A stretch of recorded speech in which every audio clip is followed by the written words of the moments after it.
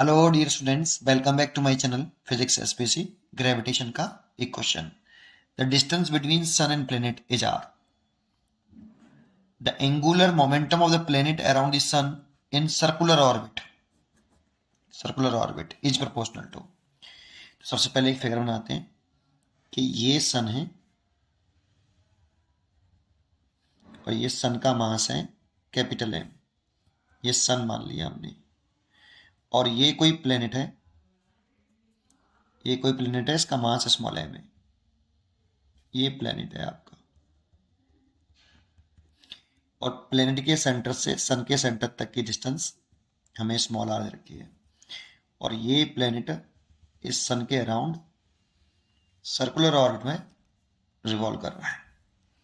ठीक है, तो एक बात तो हम जानते हैं कि इसकी ऑर्बिटल वेलोसिटी का फॉर्मूला हमें पता होना चाहिए कि ऑर्बिटल वेलोसिटी ऑफ प्लेनेट कितना, उसका फॉर्मूला हमें आना चाहिए।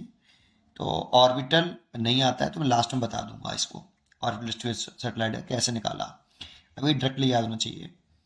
ऑर्बिटल वेलोसिटी या स्पीड कह दो, वेलोसिटी का मैग्नीट्यूड लिख रहा हूँ। ऑर्बिटल वेलोसिटी ऑफ प्लेनेट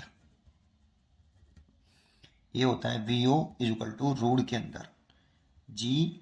इसमें जिस प्लेनेट जिसके अराउंड घूमते हैं ये फिक्स है ना, इसका मास आता है सन का और प्लेनेट के मास से ऑर्बिटल वेलोसिटी इंडिपेंडेंट होती है। प्लेनेट का मास नहीं होता है इसमें और रेडियस ऑफ ऑर्बिट आती है। एक तो हमें ये पता होना चाहिए इस क्वेश्चन के लिए, क्यों बताता हूँ भी। ठीक है, इतनी बात समझ में आई। अगर ये नहीं पता है तो मैं ड्राइव भी कर दूंगा अभी थोड़ी देर में इसको लास्ट में। अब पूछ रहा हमसे क्या है, एंगुलर मोमेंटम ऑफ प्लेनेट। इसी and angular momentum of planet और मोमेंटम ऑफ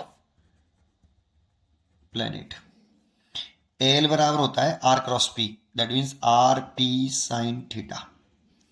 हियर जो थीटा है ये angle between R vector and P vector होता है। अब आर वेक्टर कैसे दिखाएं, तो एंगुलर मोमेंटम किसका है, प्लेनेट का, तो उधर की तरफ तो हेड रखेंगे, जिसका एंगुलर मोमेंटम है उधर की तरफ हेड रखते हैं और किसके अबाउट निकाल लें, अबाउट सन, अबाउट सन निकाल लें। तो सन पर टेल रखेंगे आर वेक्टर का, इसलिए हेड उधर रहेगा और टेल सन पे रहेगा। जिसके अबाउट निकालें उस पर टेल रहता है, जिस प्लेनेट का निकालें उस पर हेड रहता है।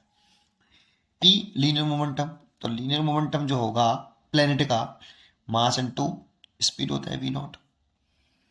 इन दोनों की डायरेक्शन सेम होती है, इन दोनों की डायरेक्शन सेम होती है, तो इसकी डायरेक्शन पी की कुछ ऐसे होगी, linear momentum P. Theta P और आर के बीच में एंगल है, टेल टेल लेते हैं, कैसा लेते हैं, टेल टू टेल। तो टेल टू टेल लेते हैं तो आर को एक्सटेंड करना पड़ेगा हमें, एंगल हो गया 90 डिग्री। तो एंगुलर मोमेंटम हो गया L is equal to R, P की जगह ले सकते हैं एम वी नॉट और थीटा 90 डिग्री हो गया साइन 90 डिग्री। तो एंगुलर मोमेंटम हो गया M V naught R, sine 90 की वैल्यू 1। अब हमें ऐसा लगता है जैसे हम ये लिख लेते हैं तो हमें लगता है कि आर एल का आर के साथ डायरेक्ट रिलेशन है और टिक कर देते हैं। जानते हो इसमें जो वी नॉट है ना, ये कांस्टेंट नहीं है, ये डायरेक्शन चेंज हो रही है बेटा इसकी, है ना। तो इसको कांस्टेंट बनाने के लिए इसकी वैल्यू ये है बेटा, एम और वी नॉट की वैल्यू है रूट के अंदर जी कैपिटल एम। सन का मास कांस्टेंट, स्मॉल जी कांस्टेंट और जिस ऑर्बिट में घूम रही है उसकी रेडियस कांस्टेंट आपकी, ऐसे आर के साथ रिलेशन चाहिए हमें इनटू आर। तो अब देखो ये रूट के अंदर है, ये बिना रूट के अंदर, तो ये इससे कट जाएगा कितना, रूट के अंदर स्मॉल एम तो ये बाहर है, जी ये कैपिटल एम है और ये रूट आर कट जाएगा, एल ये आया। तो अब L proportional to root R हो गया, that means L proportional to R की पावर 1/2। ये इसका आंसर होगा बेटा, डी चॉइस इज करेक्ट। ठीक है, अच्छा अब ये जिसको समझ में नहीं आया ये कहाँ से आ गया, उसको वो सुन लें।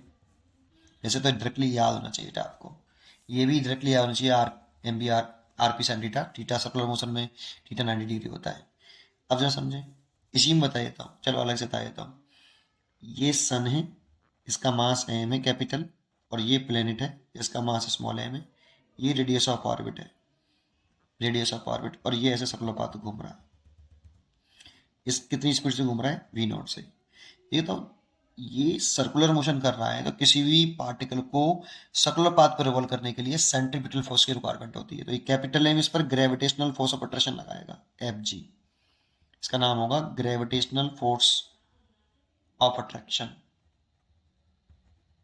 Between sun and planets.